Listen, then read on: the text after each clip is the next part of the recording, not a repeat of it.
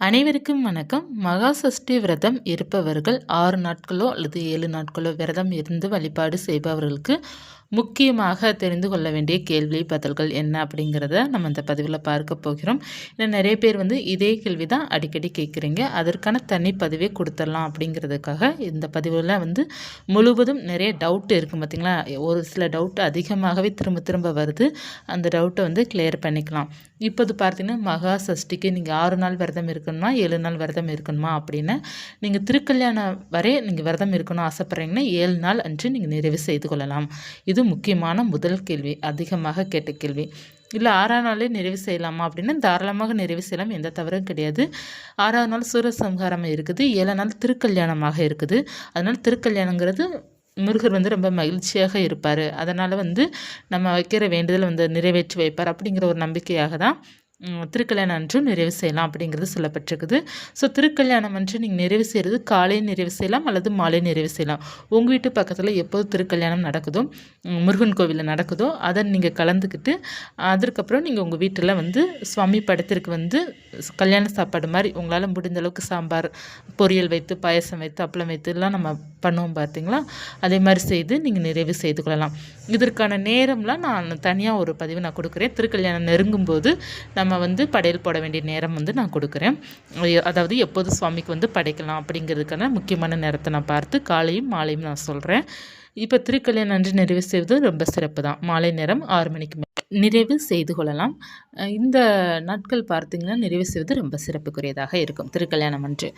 இப்போ இரண்டாவது முக்கியமான கேள்வி டீ காஃபி குடிக்கலாமா விரதம் இருப்பவர்கள் அப்படிங்கிறது கேட்டிருந்தீங்க. இப்போ நீங்கள் விரதம் இருக்க போகிறீங்க அப்படின்னா எப்படி நீங்கள் பால் சாப்பிடுவீங்க இல்லையா, எனக்கு பால் பிடிக்காது, எனக்கு பால் குடிக்கிறது பிடிக்காது அப்படி இருப்பவர்களாம் டீ காஃபி தான் அதிகமாக குடிக்கிற பழக்கம் இருக்குது அப்படின்னு நீங்கள் காலையில் ஒரு டீ மாலையிலும் ஒரு டீ தாராளமாக எடுத்துக்கலாம். அதற்காக எந்த நேரமும் நீங்கள் டீ குடிக்கக்கூடாது. எதற்காக அப்படின்னா டீ பசியை தாங்கும். டீ குடித்தாலே நமக்கு 2-3 மணி நேரம் பசிக்கவே பசிக்காது இல்லையா. நீங்கள் எப்பயும் போல் காலையில் ஒரு டீ மாலையில் ஒரு டீ நீங்கள் தாராளமாக குடித்து கொள்ளலாம், ஒன்று தவறில்லை. இப்போ டீ குடிக்கிறவங்க டீ குடிச்சுக்கோங்க, காஃபி குடிக்கிறவங்க காஃபி குடிச்சுக்கோங்க, பால் மட்டும் சாப்பிடுபவர்கள் பால் சாப்பிட்டுக்கலாம், தவறில்லை. தாராளமாக நம்ம டீ காஃபி குடிச்சிக்கலாம். எதற்காக டீ காஃபி குடிக்கக்கூடாதுன்னு ஒரு சில பேர் சொல்லுவாங்க அப்படின்னா காரணம் என்ன அப்படின்னா நீங்கள் முழுக்க பட்டினியாக இருப்பீங்க இல்லையா. அந்த விரதம் இருக்கும்போது பட்டினியாக இருக்கும்போது நம்ம இந்த டீ குடித்தோம் அப்படின்னா இந்த அல்சர், அதாவது வயிற்றில் புண்ணு இருப்பவர்களுக்கெல்லாம் அது ரொம்ப பெரும் தொல்லையாக மாறிடும். அதாவது வயிற்று வலி வந்துடும். அதற்காக மட்டும்தான் வெறும் வயிற்றில் நம்ம டீ குடிக்கிறத அவாய்ட் பண்ணணும்னு சொல்லுவாங்களே தவிர மற்றபடி தாராளமாக டீ காஃபி குடிக்கலாம். இப்போ வயிற்றில் அதிகமாக புண்ணு இருப்பவர்களாம் நல்லா தண்ணி குடிச்சிட்டு கொஞ்சம் நேரம் கழித்து டீ குடிங்க, ஒன்றும் செய்யாது. இப்போ நீங்கள் எடுத்த உடனே காலையில் எழுந்திரிச்ச உடனே நீங்கள் டீயை குடிக்கிறீங்க அப்படின்னா இந்த விரதம் இருக்கும்போது அந்த டீ குடிக்கும்போது நமக்கு லைட்டாக ஸ்டொமக் பெயின் வர்றதுக்கு நிறைய சான்சஸ் இருக்குது. அதனால் காலையில் எழுந்த உடனே நீங்கள் ப்ரெஷ் பண்ணிவிட்டு கொஞ்சம் தண்ணி குடிங்க. தண்ணி குடிச்சிட்டு கொஞ்சம் நேரம் கழித்து நீங்கள் டீயோ காஃபியோ குடிக்கலாம். அடுத்து பார்த்திங்கன்னா மூன்றாவதாக முக்கியமான கேள்வி பெட்டில் தூங்கலாமா, அதாவது கட்டில் பெட்டில் தூங்கலாமா அப்படிங்கிறது. அதாவது பெட்டில் தூங்கக்கூடாதுன்னு சொல்லுவாங்க. எதற்காக அப்படின்னா அது நமக்கு சொகுசான வாழ்க்கை.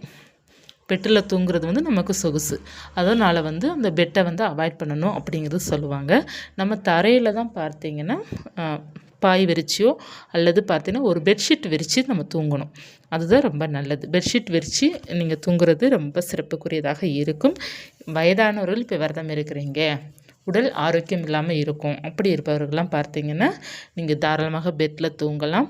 அந்த பெட்டு கூட நல்லா சுத்தமாக வச்சுக்கிடணும். அந்த பெட்ஷீட்லாம் நல்லா வாஷ் பண்ணிவிட்டு அதற்கப்புறம் அதை விரிச்சிட்டு நீங்கள் எப்போது விரதம் இருக்க ஆரம்பிக்கிறீங்களோ அப்போ அந்த பெட்ஷீட்டை துவைச்சிட்டு அதற்கப்புறம் நீங்கள் போட்டு அதில் தான் நீங்கள் தூங்கணும். பெட்டு சுத்தமாக இருக்கணும். அதாவது பெட்டு அப்படிங்கிறது நம்ம பெட்டை நம்ம வாஷ் பண்ண முடியாது. மேலே போட்டிருக்கிறோம் இல்லையா, அந்த போர்வை சொல்லுவோம், பெட்ஷீட் சொல்லுவோம் இல்லையா, அதை நீங்கள் வாஷ் பண்ணிவிட்டு நீங்கள் விரதம் என்னைக்கு இருக்கிறீங்களோ அன்னிலேருந்து ஸ்டார்ட் பண்ணிக்கலாம். அதாவது இப்போ யாரெல்லாம் பெட்டில் தூங்கலாம் அப்படின்னா இப்போ குழந்தைக்கு ஃபீட் பண்ணுறவங்க, கன்சீவாக இருக்கிறவங்களும் குழந்தைக்கு ஃபீட் பண்ணுறவங்களும் விரதம் இருக்கக்கூடாது. அதுதான் நல்லது குழந்தைங்களுக்கு. ஒரு சில பேர் அப்படியும் கேட்குறது இல்லை, விரதம் இருக்கணும் அப்படிங்கிறது நினைக்கிறீங்க. சரி, அது உங்களுடைய தனிப்பட்ட விருப்பம். ஒரு கன்சீவாக இருக்கும்போதும் சரி, குழந்தை 1 வயசு வரை நம்ம பால் கொடுக்கும்போது விரதத்தை வந்து தவிர்ப்பது ரொம்ப ரொம்ப ஆரோக்கியமானது. குழந்தைங்களுக்காக தான் இது. அதற்கடுத்த வருடம் நம்ம விரதம் இருந்துக்கலாம். சரி, அதற்கு மீறி நான் வந்து இருந்தேன் ஆவேன் அப்படின்னா, அவர்கள் வந்து பெட்ல வந்து தூங்கிக்கலாம். ஏன்னா குழந்தைங்கள வந்து கீழே படுக்க போட முடியாது இல்லையா? ஏன்னா குழந்தைங்க கூட இருக்கணும், ஃபீட் பண்ணணும் அப்படிங்கிறதுனால நீங்க பெட்ல படுத்துக்கலாம். அதுமாரி கன்சீவாக இருக்கும்போதும் தரையில வந்து படுக்க முடியாது. ரொம்ப கஷ்டமா இருக்கும். அப்படி இருப்பவர்களும் பெட்ல தூங்கிக்கோங்க. முதுகு வலி அதிகமாக இருக்குது. ஆப்ரேஷன் பண்ணியிருப்பாங்க இல்லையா? குழந்தைக்காக வந்து ஆப்ரேஷன் பண்ணிலாம் இருந்திருப்பாங்க இல்லையா? அவங்களுக்கெல்லாம் பார்த்தீங்கன்னா, அதிகமாக முதுகு வலி இருக்கும். அப்படி இருப்பவர்கள் தாங்க முடியாத முதுகு வலி இருப்பவர்களுக்கு வந்து நீங்க பெட்ல தாராளமாக தூங்கிக்கலாம். அப்படி பெட்ல நீங்க தூங்கும்போது நான் சொன்ன ஒண்ணே ஒண்ணு, அந்த பெட்ட நல்லா சுத்தமா விரிச்சுக்கோங்க. அதுதான் ரொம்ப நல்லது. ஏன்னா, அதில வந்து பிளங்கி இருக்கக்கூடாது. நம்ம அதுக்காக புது பெட்ஷீட்லாம் வாங்கணும் அப்படிங்கிறது இல்லங்க. இந்த பெட்ஷீட்ட நல்லா துவைச்சு நீங்க யூஸ் பண்ணா போதும். அன்னைக்கு வந்து ஸ்டார்ட் பண்ற அன்னைக்கு. அதேபோல வந்து பகலில தூங்கணுமா அப்படின்னு தூங்கக்கூடாது. பகல்ல வந்து நம்ம தூங்கிட்டோம் அப்படின்னு நேரம் கடத்துறதுக்கு சமம். இப்ப நம்ம விரதம் இருக்கிறோம். விரதம் இருக்கும்போது நம்ம தூங்குறோம் அப்படின்னா நேரம் நமக்கு போய்க்கிட்டே தான் இருக்கும். நம்ம இறைவனை மட்டும் தான் நினைத்து கொண்டு இருக்கணும். இப்ப வந்து அதிகமாக பெண்கள் வேலை செய்றாங்க. டயர்டு எல்லாத்துக்குமே இருக்கும். அப்போது விரதம் இருக்கும்போது இன்னமும் சற்று டயர்டு இருக்க தான் செய்யும். அப்படி இருக்கும்போது நீங்க தரையில பெட்ஷீட்ட விரிச்சு ஒரு 10 டூ 20 நிமிடம் நல்லா படுத்து ரெஸ்ட் எடுத்துக்கோங்க. தூங்கக்கூடாது. நீங்க ரெஸ்ட் எடுத்துக்கலாம் கொஞ்ச நேரம். தவறு கிடையாது. அதற்காக வந்து உட்கார முடியாது இல்லையா? நம்ம வந்து காலையில ஒரு 6 மணிக்கு எழுந்திரிக்கணும்னு வச்சுக்கோங்கமே, நைட்டு வர நம்ம உட்காந்துட்டே இருக்க முடியாது. நமக்கும் படுக்கணும் போல இருக்கும். முதுகு வலிலாம் தாங்காது. பெண்களுக்கெல்லாம் தாங்காது. அதுவும் 2 குழந்தையோ, இல்ல 1 குழந்தையோ பிறந்த பிறகு பார்த்தீங்கன்னா, முதுகு வலிலாம் தாங்காது. ஸோ, நமக்கு ரெஸ்ட் கட்டாயமாக வேணும். அப்படி இருக்கும்போது நீங்க தரையில தான் கொஞ்ச நேரம் படுத்து ரெஸ்ட் எடுத்துக்கணும். தூங்கக்கூடாது. ஒரு 10 நிமிடம் படுத்துட்டாலே அந்த உடம்பு வலி கொஞ்சம் நல்லாயிடும்.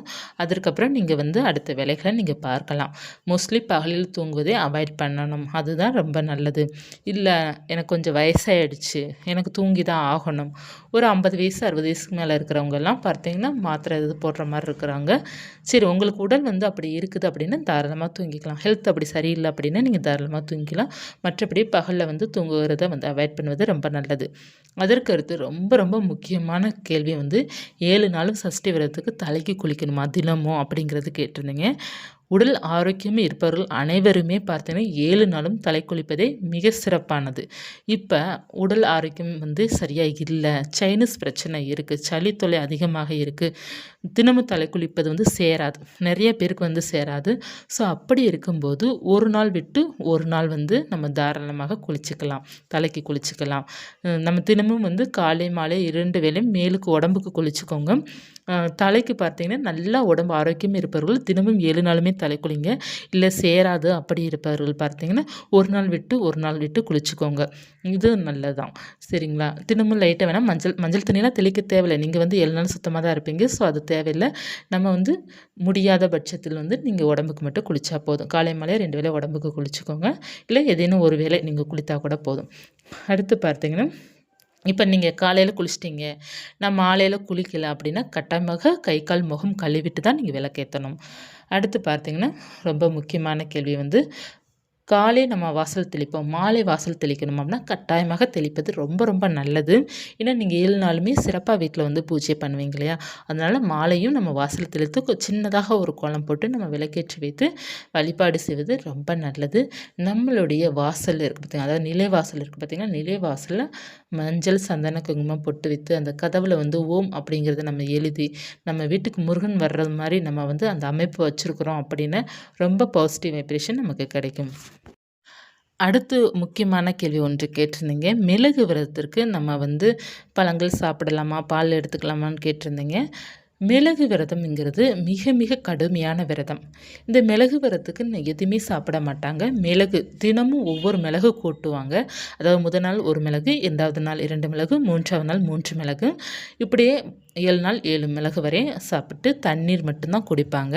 இதுதான் மிளகோட கடுமையான விரதம். மிளகு விரதம் கடுமையானது. 2வதாக பாலும் பழங்கள் எடுத்துக்கொள்வது. 3வதாக பார்த்தீங்கன்னா, ஒரு வேளை சாப்பிட்டு, 4வதாக 2 வேளை சாப்பிட்டு, இந்த மாரி விரதம் வந்து மாறிக்கிட்டே இருக்கும்.